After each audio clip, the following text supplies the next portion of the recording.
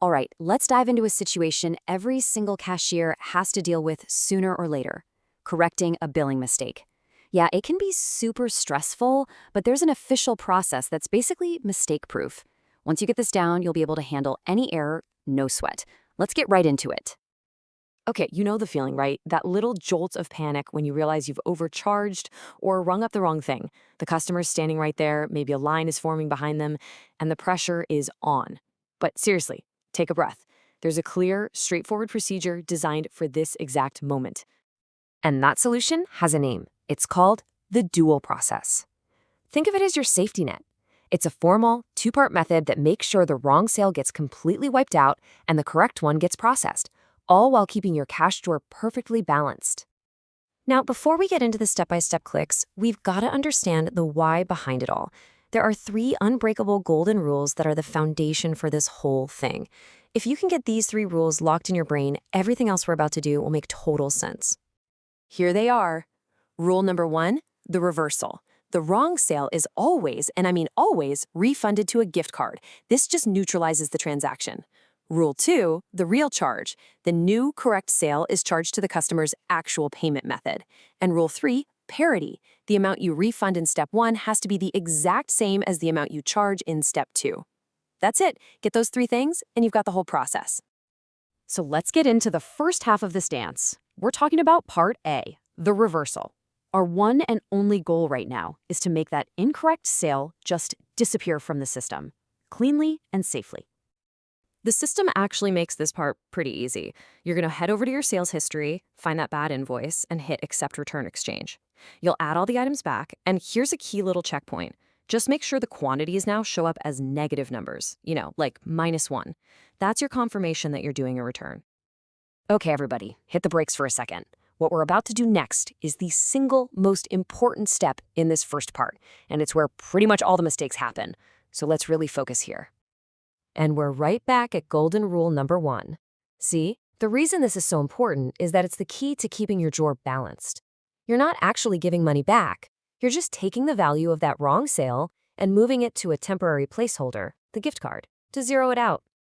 So when you hit total and you land on that payment screen, your muscle memory is going to be screaming at you to hit cash or credit.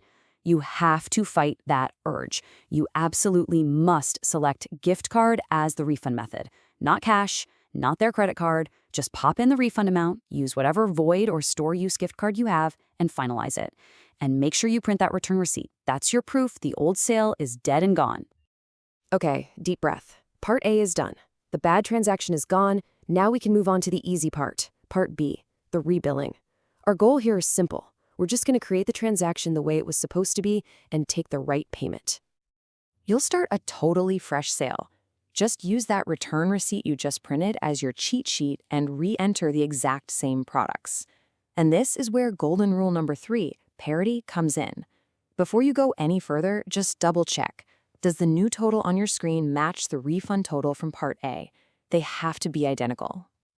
And here we are at the second and final major danger zone. This is it. This is the moment we actually take the money, and it's every bit as important as that refund step we just talked about. At this point, you just act like it's a completely normal everyday sale. You just turn to the customer with a smile and ask that simple question. So, how would you like to pay for that? This leads us straight to golden rule number 2. And this is it, the whole point of the exercise. You are now going to select their real payment method, their credit card, their debit card, or the cash they're holding out. Now listen up. This is critical. Do not use the gift card from Part A. Its job is done. It was just an eraser. You process the real payment and hand that customer their brand new and, more importantly, correct receipt. Let's just look at this side by side, because this is really the whole thing in a nutshell. Part A, the reversal. You refund to a gift card. It's like an undo button. It just neutralizes the mistake. Part B, the rebilling. You charge the real payment. That's how you capture the correct money. 2 totally separate actions, 1 perfectly clean result. That's the dual process. And you did it. The customer is happy, the register is correct.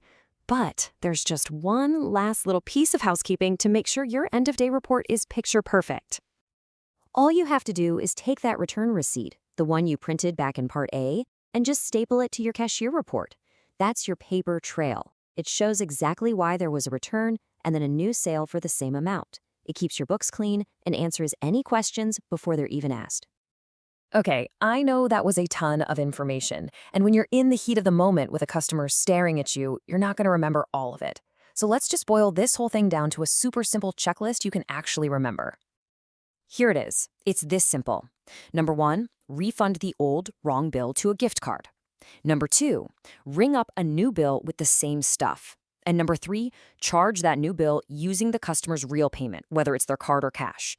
If you can just remember those 3 things, you can handle any billing correction that comes your way.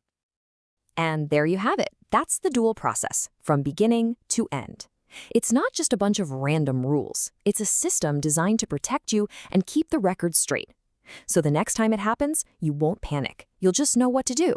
You've got this.